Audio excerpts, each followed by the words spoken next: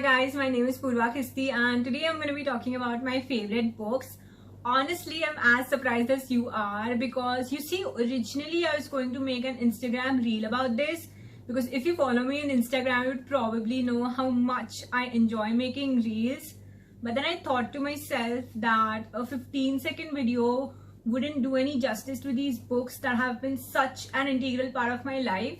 So that's exactly what brings us here today. Okay, so let's begin with the classics. The first book that we have is The Picture of Dorian Gray by Oscar Wilde. This book is about a young, beautiful guy named Dorian Gray whose beauty works its charm on an artist named Basil Hallward. Basil paints a portrait of Dorian. Basil also has this friend named Lord Henry who is this very self-centered, hedonistic person who later on meets Dorian and somehow convinces him that his beauty is what makes him special and that he won't have the same impact on the people around him as he grows older. Upon hearing this, our guy Dorian completely loses his shit. He becomes so furious.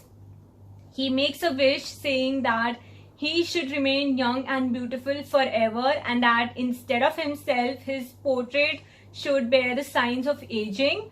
His wish does come true, but at the cost of his conscience. I feel like every person in their late teens or early 20s should read this book because this book shows you the life-altering impact your company can have on you and also not being so influenced or obsessed with physical appearances because appearance is not a central trait. This book is not only eye-opening but also thoroughly enjoyable. I feel like the one sentence summary of this book would be narcissism and its consequences. The second classic book that we have is The Great Gatsby by F.Scott Fitzgerald. This book deals with various topics like wealth, romance, tragedy, the shallowness of the upper class society during the 1920s and how you cannot let go of your past. This book is narrated by Nick Carraway, who moves to Long Island where he meets his neighbor Jay Gatsby, who is a very rich man and who also likes throwing these extravagant, lavish parties every other day. Nick has a cousin named Daisy, who also happens to know Gatsby. I won't go too deep into the story because there's just so much depth to it. What makes this book truly unforgettable is the symbolism that prevails throughout the book, the unforgettable characters and the vivid imagery provided by the author. There's a reason why this book is so widely read and loved to this very day. Okay, now let's talk about the thriller mystery genre. The first book that we have in this genre is And Then There Were None, written by the mother of the murder mystery genre, that is Agatha Christie. I don't have the book with me right now, but I do have the package that this book came in. The story follows 9 different strangers who are invited to an island by an anonymous host. When they reach the island, they find out that the entire island is deserted and that there are only 10 people on that island, including the housekeeper. And there is only one mansion on that island. Sounds pretty shady, right? And then one by one murders start taking place. Here I would like to mention a very interesting fact that the murders take place in accordance with the poem 10 Little Soldiers. And also there are these like little china figures arranged on the dining table that are automatically removed as a murder takes place. So by the end of the book, there are no china figures on the table, which means that all the 10 people on that island are dead. So you'll have to read the book to find out who the murderer was. I was so shocked and frightened after reading that book. I started reading that book at night and I literally did not go to sleep because of the fear of nightmares. The second book that we have in the thriller mystery genre is The DaVinci Code by Dan Brown. I won't summarize this book for you because first of all, it's 590 pages long And second, because there's just so much happening in this book. There are so many twists and turns and shocking revelations and mind-blowing historical facts in every chapter, which makes this book a little difficult to summarize. This book stars Dan Brown's hero Robert Langton, who is a Harvard symbologist. This story is so mind-blowing. It will keep you glued to your seats from the very beginning. It is a bit long, but believe me, time will fly by once you start reading it. Okay, so moving forward to the YA genre, the first book that we've got is We Were Liars. We Were Liars is a young adult novel written by E. Lockhart. I feel like this book ticks all the boxes of what a good young adult novel should have. It has a private island, magical sunsets, cool friends, a dysfunctional family, a summer romance, and at last a gut-punching plot twist. I'm not going to summarize this story for you because summarizing it would be like openly giving you all the spoilers. But I can tell you that this book will capture your attention from the very beginning because of its dramatic and lyrical narration. But what makes this book truly stand out is its shocking plot twist. My genuine reaction after reading it was like, whoa, dude, hold up, what's happening? I had to reread the entire chapter in order to like figure out what was happening.